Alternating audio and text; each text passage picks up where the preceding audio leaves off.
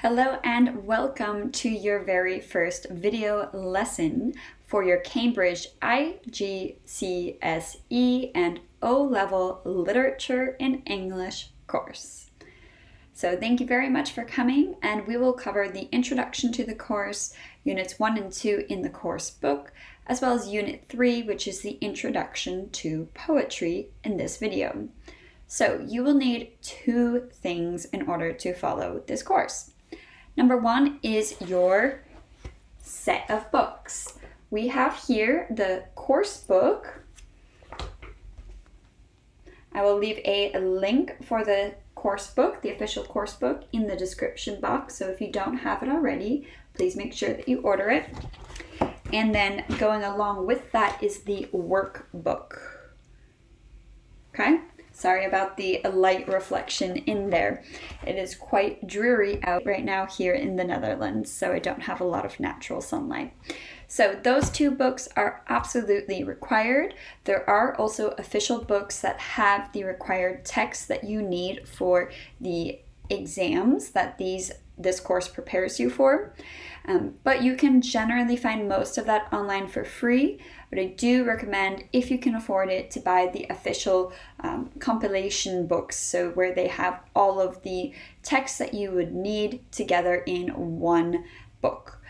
If you can afford that, that would be great for you. If not, please make sure to search online to make sure you have copies of all of the required texts. Some of the poems or short stories are in the course book and the workbook, but not all of them. So be sure that you have everything that you need. I will also link the syllabus that has all of the required reading texts for these exams and this course listed on there.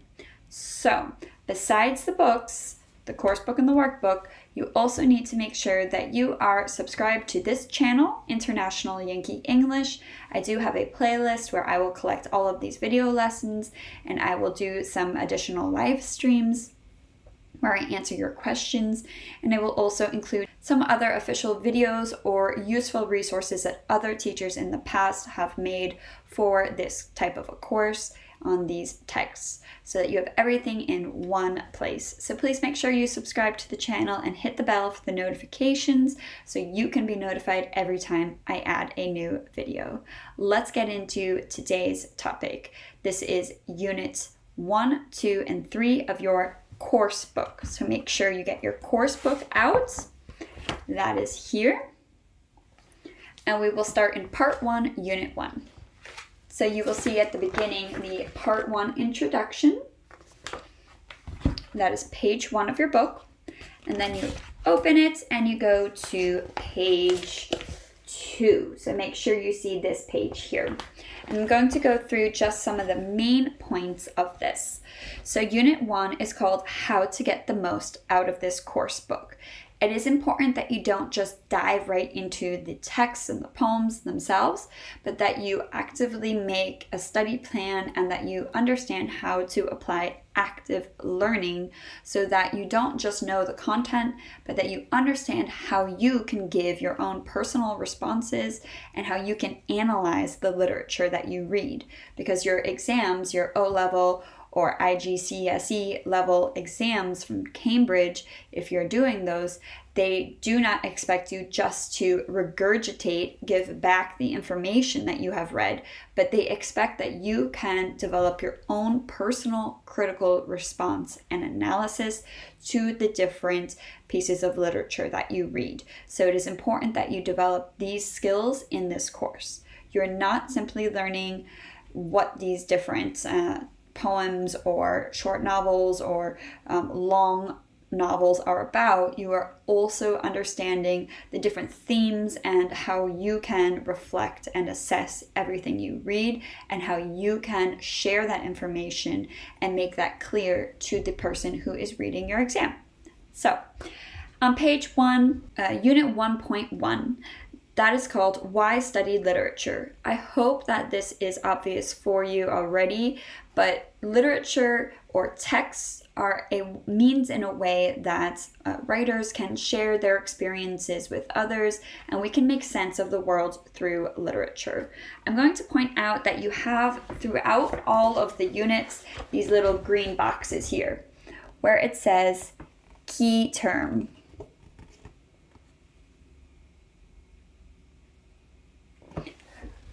Okay, the first key term is text. What do I mean every time that I say text? In this course, that can refer to a poem, a short story, a novel, or a play. There are other types of texts, such as letters from one historical figure to another, academic articles, newspaper articles, and so on and so forth.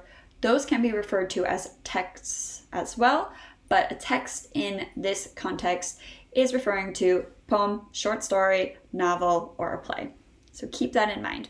Okay, moving on to Unit 1.2, how will this course book help you? So as I've already stated, it is important that you learn how to give personal responses to the text that you have just read. So it is not simply summarizing and giving the information back, but you have to have your own personal response. Through the exercises and activities in this course, you will learn to build your confidence and to gain a better understanding of how you can do this for your exams. Okay, so moving on to Unit 1.3 on page 3, this talks about the structure of the book. You have 6 main parts, and I'm just going to read them through quickly. You can also pause the video and look at the next 2 pages yourself, and then play it again. Part 1 has Units 1 and 2. We will cover those today about how to use your course book and how you should approach this course. I also have created a 1-minute introduction to the course and your teacher video, so please be sure to look for that in the playlist as well on my channel. And then part 2 is all about poetry, so building your skills, understanding poetry. Poetry includes Units 3 through 6. We will include Unit 3, the introduction to poetry, in this video, and then the next video lesson will be Units 4, 5, and 6. Moving on to Part 3, that is about prose. So video lesson 3 will be a bit more dense. We will cover more units. We will have Units 7, 8, 9, 10, and 11 as we talk about what prose is, and we talk about responding to prose, analyzing it, understanding it, and so on and so forth. Then we have part 4, which is about drama. So the units that cover part 4 are Units 12, 13, 14, and 15. That will be video lesson 4. Part 5 is talking all about how to consolidate your writing skills and how to write. That will cover Units 16 and 17. I also have additional videos on writing that I may refer you guys to. And then in Part 6, it is about preparing for your assessment and reviewing all of the material that we have covered in this course. So that covers Units 18, 19, and 20, and then also includes some review on the rest of the course. Let's move on to Unit 1.4 on page 4 of your course book. That looks like this. This unit is called Active Learning. It is extremely important that you take the wheel and that you control where your learning goes in this course. You cannot passively learn for this course. Since there is no right or wrong answer, it is all about the understanding and the personal view and analysis. The answers that you give on this type of an exam are very subjective. So you have to make sure that you really know and understand how to respond to literature. So if you forget everything that I say in this video except for one thing, remember this: you are responsible for your learning. You have to make sure that you take charge and you do all of the active learning tips that I'm about to give you. Tip number 1, make sure that you read the texts associated to a certain unit before you watch the video lesson or complete the exercises from that part of the course. It is really important that you do this.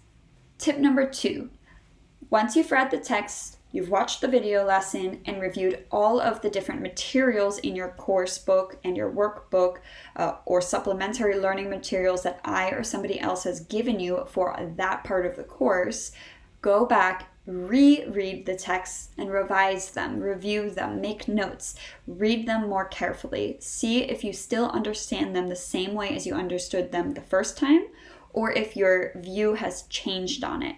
And make notes on this. Make sure you really understand this. And be sure to go back to the parts that you had difficulty understanding at this stage. Go back, read the sections that were complicated or confusing, and try to understand them now that you have the additional information from doing activities in the workbook and watching the video lesson, and possibly also after you have watched a live stream with me and where I have answered some questions that you have submitted or that other students have submitted. Moving on to page 5, tip number 3. Read with a dictionary nearby. So I don't necessarily suggest that you have a dictionary that is from your mother tongue to English and English to your mother tongue. It is better, whether you are a native speaker or not, that you use an English to English dictionary. You can also have as secondary information a translation to your first language, but it is always, always, always better to try to understand it in English, in an English context. So this can be a dictionary that you have a hard copy of, or it can be an online one. I will link a list of different options that you guys can use online, as well as different dictionaries that are useful for you to purchase, but you are welcome to use whichever one you feel comfortable with. I always recommend using the same one though, or the same two if you're using English to English and one that translates to your native language, because it is important that you have consistency in the information that you are receiving. Tip number 4, be an active reader. It helps if you are really making sure that you are in a comfortable setting, so you're in a comfortable chair with good lighting, that you're not reading late at night or in a moment where you are tired, hungry, distracted, and that you take notes while you read. And it is always recommended that you also read at least short poems or certain stretches of text out loud, because you can process the information that you are reading so much better. It is also important, if you notice yourself getting lost in the text, that you go back and start over from a certain point. You can also look at reading 4 lines at a time, take a break, close your eyes, think about whether you understood it, and read that part again before you move on to the next section. Another tip is that you can simply scan the text, skim it, so look through it quickly, try to get an essence of what it is about, and read it maybe in your head first, and then read through it word for word, including out loud. Those are some different ways that you can actively read in addition to taking notes as you read. Just be careful that you don't get too detailed or complicated in this, because it may take you then an extremely long time to get through it, and then you will get demotivated and you will stop studying or learning. So make sure to find the right balance for you, but don't simply read it quickly while you're thinking about rainbows and butterflies or what you want to watch on TV later, or when you're thinking about anything else, and then just throw it to the side when you're done. You have to be present and you have to read actively to understand this level of literature. You are reading a lot in this course, so it is extremely important that you find a note-taking system that works for you. I will include some different videos on how to take notes in this playlist to help you out. You need to take notes because you will be reading a lot, and it is not possible to keep everything in your head when you've simply read it once. So you need to try to process it and take notes along the way, so that once you've read further, that you can go back to the text that you read earlier, maybe a month ago or so, and you can see the notes, and that will jog your memory, and it will be much easier for you to remember the essence and the main ideas of those texts when you go back to it later. Moving on to tip number 5, that kind of goes hand in hand with the note-taking, and that is to annotate. So you will notice here that there is the key term on page 5, the green box, it is about annotating. What is an annotation? That is when you take notes that provide brief explanations of what you have read. So find keywords or use a mind map or something along those lines rather than writing a whole paragraph about what you've just read, because you're not going to be able to pick out the main ideas and remember all of the information if your notes are too long. So again, make sure to check out the videos that I include about annotating and taking notes. When it comes to note-taking and being an active learner, there are so many different key terms, these green boxes that I keep pointing out to you guys.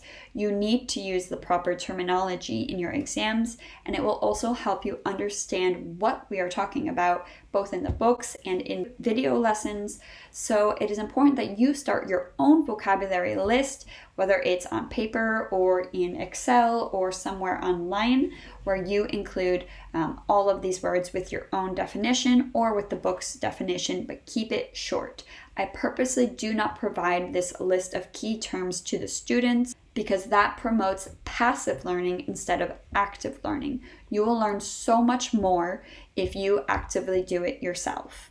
I may provide, please leave a comment below if you would like this, if you're struggling. I may provide a list of key terms, but then leave an empty spot for definition and extra notes that you have to fill in yourself. And also, I think it is better that you find the page numbers yourself as well. You can know that they would be all the green ones. So if you need that help with a template or layout, let me know in the comment section and I will do that just with the key terms, and then you can add additional key terms and your own definition and additional notes to that. Tip number 6 is to read secondary sources as well as the primary sources. So a primary source is the original text that you need to read for the course. So a poem by a certain author, for example. But there are also tons and tons and tons of resources available online for free. I will also include some links to some additional resources for you guys, and you can definitely make use of these different types of study guides or notes or summaries that other people have made over the years. That will help you gain a deeper understanding or make it easier for you to understand what you are reading. However, this is not a replacement for reading the text yourself, the original text, and also developing your own personal response and reflection. The people who are grading these exams and assessments will know if you are simply repeating what is in a study guide online. So it is important that you only use that as a means to understand the primary text, not to replace the primary text. And the last one I kind of used already, I already said it, and that is to read your text out loud.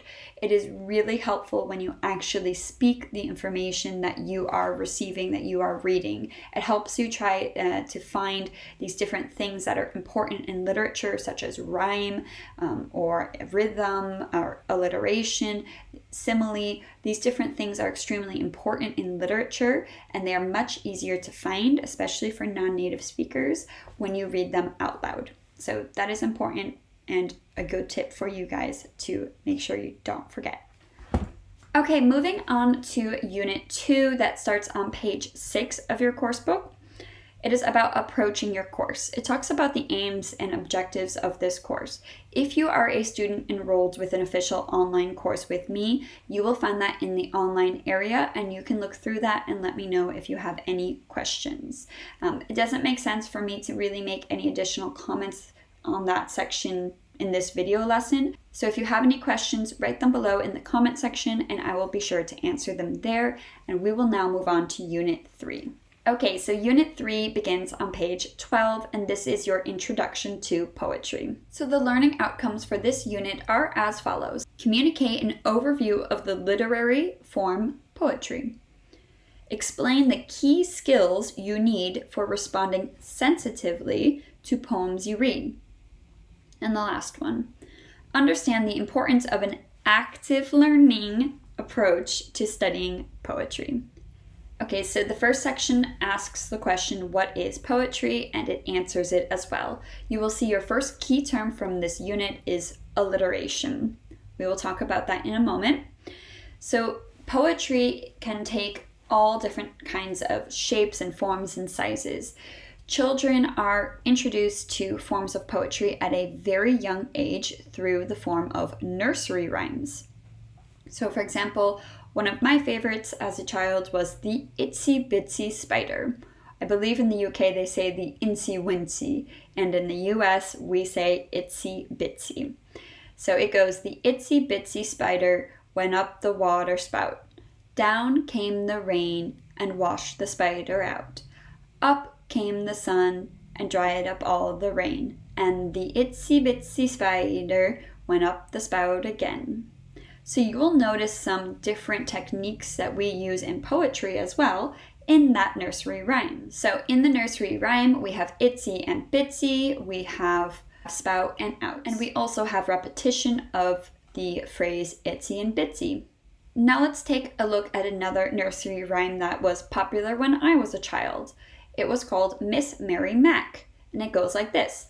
Miss Mary Mac, Mac, Mac, all dressed in black, black, black. I will stop there. So some of the common poetic techniques that are in that rhyme are rhyme, Miss Mary Mac, all dressed in black, and then it goes with silver buttons down her back, and it continues with rhyme throughout, as well as repetition. It mentions Miss Mary Mac, Mac, Mac, and then also alliteration. That is when several words together or in a short span of each other use the same sound at the beginning. So here we have the M sound repeated. Miss Mary Mac. Okay? That is a good example of a rhyme that uses three very common poetic devices. There are many different things that you will encounter in your day-to-day life that engages these poetic techniques as well. Some other examples are newspaper articles, songs, lyrics to your favorite songs, advertisements on TV or online or in newspapers, or even at a place of worship in a church or at a temple when you are reading scripture or singing hymns or religious songs of some sort.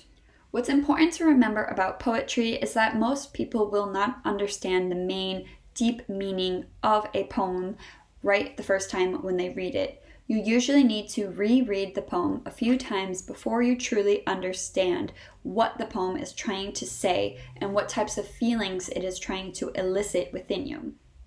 One important thing to remember is there is never a correct or official way of saying this poem is about this. There's no official or correct, right meaning to a poem. Even if the author has stated this poem is meant to do this, this is the official meaning. Even if the author states that, it is important to remember that your personal analysis and feelings and review of the words that you have just read is just as valid as the author's words. So it is important to be able to recognize the poetic devices, but also to be able to have a personal reflection and analysis of the words that you have read. You will be developing these skills throughout units 3, 4, 5, and 6 of this book. Let's move on to page 13. You have two more key terms in the little green box there, rhythm and aesthetic. So I recommend that you pause the video, take a quick look at those, and then keep watching. The next section is defining poetry. What is poetry? It is extremely difficult to say exactly what poetry is. There is definitely a subjective view of this idea. It can take very different shapes and sizes and forms. Here are some ideas of what poetry is. A collection of ideas and feelings that are written with intensity, use of a distinct style, a purposeful use of rhythm written to reinforce key meanings, an elevated art form that is meant to use aesthetic qualities, and a form of writing that is designed to be heard as well as read. Now let's look at poetry throughout the ages. Around 1000 BC, the first official English poem was written. It was a very long form and it was in Old English and it was called Beowulf. This was about a Scandinavian hero, a Viking of some kind, and he was basically fighting different dragons and knights, and there was all kinds of magic and things like that. Some other notable early forms of poetry in English are the 14th century works Sir Gawain and the Green Knight and the Canterbury Tales. Anything concerning King Arthur and the Round Table would be constituted as Old English and early English poetry. Let's move on to Unit 3.1, Topics for Poems, on page 14. There is no set list of topics that you can cover in poetry. You are welcome to talk about anything you want when you write about a poem. Generally, there is a rich, wide range of topics that are covered in poetry. Some common and popular topics are as follows. Stages of life, such as adolescence or becoming of age. Other common stages of life are old age, getting married, having a child, being born, or dying. Relationships, personal, as well as business, or love, a husband and wife, a wife and wife, a husband and husband, or a summer love, or your first kiss, or about the love between family members, or a mother and daughter, a father and daughter or son, and all the different types of relationships and love and the different complicated feelings that come along with those life experiences. Those are all very popular topics for poems. War and injustice, or what is right, what is wrong, good and evil, those are popular topics as well. Common society or societal issues, different things such as racial injustice, for example, or about cultural norms and values and how life can be different in different places of the world, about the environment and nature, so Mother Nature, and about the power and beauty of nature, as well as the human impact on the environment, and also about future generations, what is to come, to become of the world, what will future generations look like, as well as simply the meaning of life. Those are some common topics that you will find in the poems that you read in this course or anywhere really. Let's move on to page 15, Unit 3.2. Here we talk about how you can develop the skills that you need to read and understand poetry. In addition to reading and understanding the poetry that you read, you need to be able to respond to it. If you cannot personally respond, you will not be able to pass the exams for this course, and you will not be able to thoroughly enjoy the poetry either. For each poem, there are activities that we have for you in the workbook. Make sure that you always read the instructions to the activities carefully and that you read the poems carefully before you start the activity. Be sure to read the poems out loud and to emphasize each word as you read them, because you will notice that there may be something missing if you are reading in your head. It is also important to read within the stanzas, so that is a group of lines, because often every second or third perhaps line in a stanza will rhyme or connect back to a line that you had read a couple lines ago.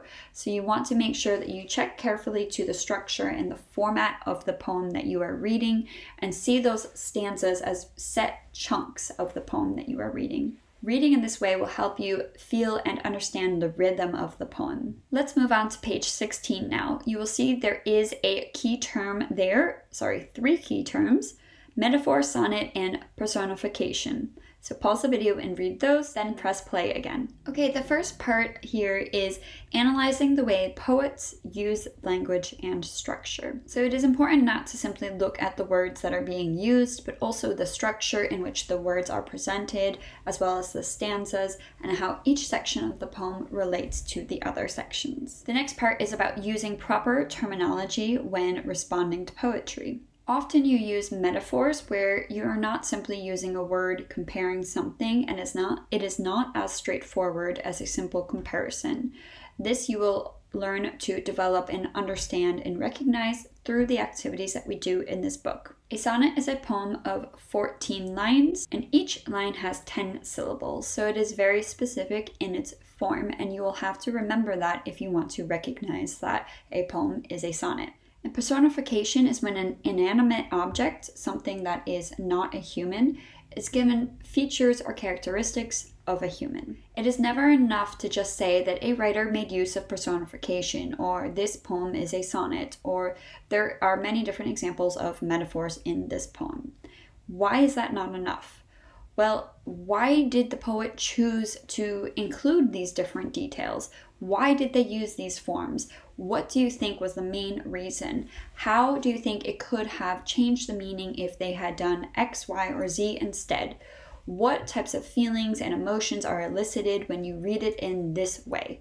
So really getting into the details and understanding the idea and vision of the writer, the poet, is extremely important when you respond to and analyze poetry. So let's look at the last section on this page about gaining confidence in writing your own personal responses. So as I've already mentioned, you will not get credit if you simply repeat or regurgitate information from your teacher and or from study guides.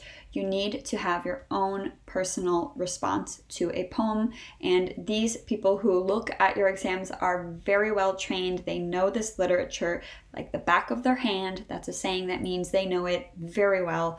So you will not be able to fool them.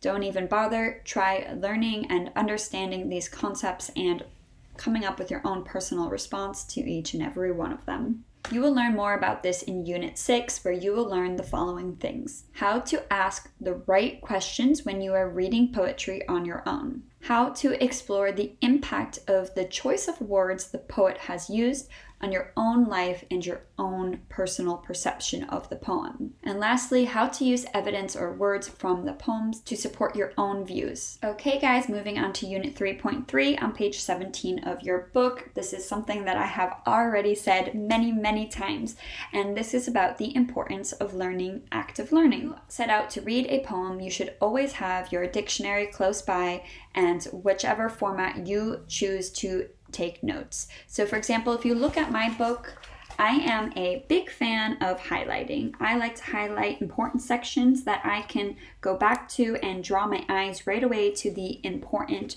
themes or topics.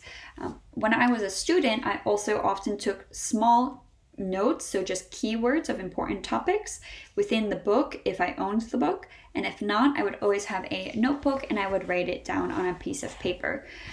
As I got older and it was more accessible for me to use my laptop, I also would take notes online. I will say that many scientific studies prove that taking notes by hand is much more effective, and you can learn a lot more and remember the information that you write when you write by hand much more easily than if you type them on a computer. But that is up to personal preference, of course. It is important to understand when you are using the dictionary to help you understand the words that you are reading, the words that you don't understand, that many of the words in the older poems especially are considered archaic. If you don't know what archaic means, press pause and look at the key term box on this page. So many of the words that you will find in poetry have fallen out of use and you will not have ever heard before, or they are simply words that are not used as often in English today. So you will need to look up several different words. Please note that poetry does not translate well between languages, so from one language to another. That is because every language has its own unique style and different nuances to it. So definitely use an English to English dictionary when you are trying to understand the words that you don't know already. If you translate to your native language, you will have a lot of difficulty understanding the proper meaning of the words the poet has written. And then it makes note here on this page that Unit 4.6 will help you learn some different activities to take quicker and more effective notes. I will also include some note-taking videos in the playlist for this course. You can make use of things such as lists, tables, and mind maps, and it doesn't really matter which one you take. Take the things, the comments, and the ideas that you find useful and come up with your own method for effective note-taking and learning approach for this course. You must understand not only the surface meaning of the poems and the text that you read, but also the deeper meaning and how you can respond to them. So in order to do that, you need to be able, as you go along with the course and you read these texts, to come up with your own responses and find a system that works for you. Okay guys, so check your progress. If you're in an online course with me currently, then you should submit your answers to one of these activities. So there are 3 activities on page 18, which looks like this. And I wouldn't recommend doing all 3. You can if you want, but definitely choose at least one and do it in depth. The first one is to search the internet for the lyrics of your favorite song. I do have in my EdNext online course, in the extra supplementary learning material folder, a nice worksheet that will help you with this activity, so check that one out. If you're in my private Facebook group, I will also include the worksheet there, the International Yankee English Facebook group, and I will include that in the writing units, so you can find it there as well. So search the internet for the lyrics of your favorite song or a song that you like, and check out which words and which lines strike you as being particularly poetic. Which ones seem like they have these different terms, these key terms that we've discussed so far in this video. Do you see any rhyme or alliteration? Do you see or read any metaphors? Look at those things. And then write down how you think these lines and these words convey the message of the song. Activity number 2, write down as much detail as you can about a poem you remember reading. You might have liked or disliked the poem, and that is why you remember it. If you can't remember the title of the poem or the name of the poet, then try to recall what the poem was about. What did you find particularly memorable? Was it some aspect of the content, or perhaps specific words or images that stuck out in your mind? Basically, why did you choose it? What made you choose that poem? And the third activity, look at the section in the book called Defining Poetry and rank the bullet points that they have listed there in order of importance. So I will leave that up to you to read. And then once you have finished, make sure that you write what you think about your own expectations and share your views and thoughts on the matter.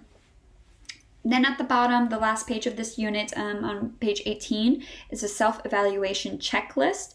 You have some different skills, I think 5 different skills, and you should mark off how confident you are with it. If you're not confident with one of the skills, go back where it says look again and review that unit then. Okay, so you can read through them. If you are comfortable talking about what poetry is, then you don't need to go back to 3.0. But perhaps you don't understand the key skills required for close reading. So then you would want to go back to where it says Unit 3.2 and read that section again. Besides reading those 3 units, and if you are in a structured online course with me, completing any exercises that are listed for this part, then you should also go to your workbook, and you should start with pages 2 and 3. Support for your study and the wider reading log. This will really help you gain a basic foundation for where you can start with your studies. Make note of the key terms in the workbook as well. Some of them may be the same as in the course book, but not all of them. So make sure you read those very carefully. I also recommend including these in a vocabulary list or highlighting or making some kind of accent, perhaps a sticker or some kind of way for you to find these key terms easily again. I also recommend at this stage completing pages 4 and 5. Here you have an example of a mind map, so you can make use of this method when you are studying these texts, and also the checklist for writing critical essays. Okay, at this point I am going to share a presentation with you guys. I will go to share my screen, and we will go through a PowerPoint presentation that was developed by Cambridge itself, where we go through some of the topics we've already talked about or that you may have seen in the book, but it is presented in a more condensed form, and then we will wrap up this very first video lesson. Okay guys, this is Unit 3, Introducing Poetry, the presentation from the official Cambridge publishers. Okay, so what are the main literary forms? Here's an example of poetry. You can pause this video and then press play, and I will continue on the next slide for the rest of this poem. Here is the second part of that poem. The next literary form, which we will start to cover later in the course, is prose. Here is an example of prose. Please be sure to pause the video so you can read it at your own pace and then press play when you are done. Okay, the next form is drama. Here is the first part of this example. Here's the second part of the example of drama. Okay, next up is some definitions of poetry.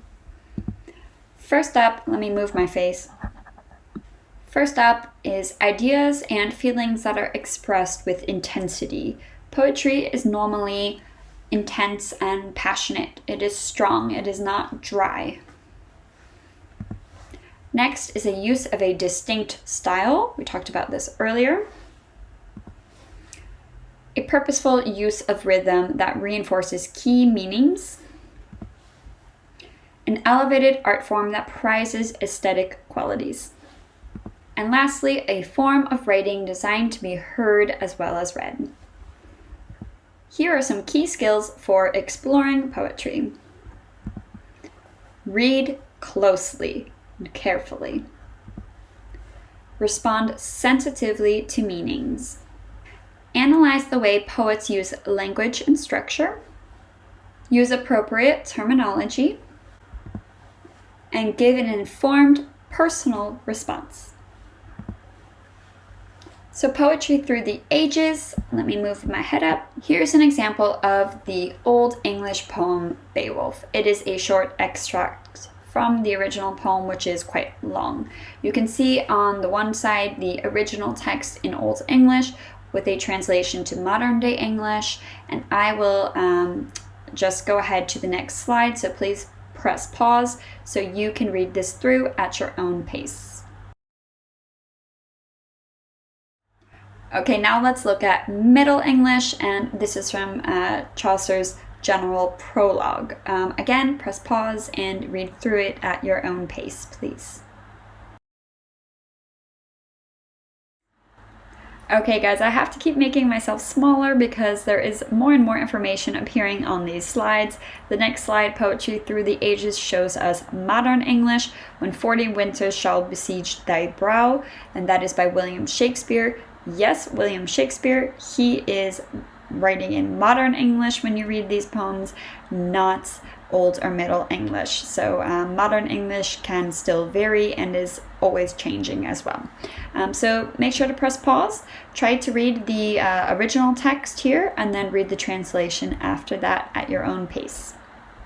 Okay guys, that was a summary of the main ideas or topics that we discussed in today's video. I hope you found it useful. If you are in a structured course with me, please make sure to make use of the online area where you have questions for the teacher, and also you can make use of the comment section here on YouTube as well, and I will answer all of the questions to the best of my ability. And please make sure to let me know if there is anything else that you would like included in the next video lesson, which you can expect in about a month's time. Okay guys, take care, and make sure that you have subscribed to the channel, and make sure you know how to find and where to find the playlist for these video lessons. Take care and see you soon. Bye!